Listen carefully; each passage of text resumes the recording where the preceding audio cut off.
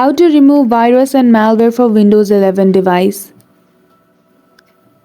In this video, I will show you how can you easily remove virus and malware from Windows 11 laptop or PC. So without any delay, let's get into it. For that, firstly, you need to click Window plus R to open the Run window. Once it is opened, you need to type all the three keyboards one by one, that is temp, prefetch and %temp%.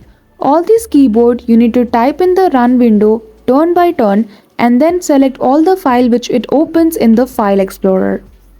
Once you select the file, simply click on Delete and all these keywords you will be able to delete the temporary files in your device.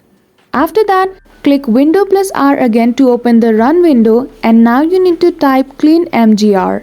This keyword will open the disk cleanup and in that you need to select all the files which you want to delete.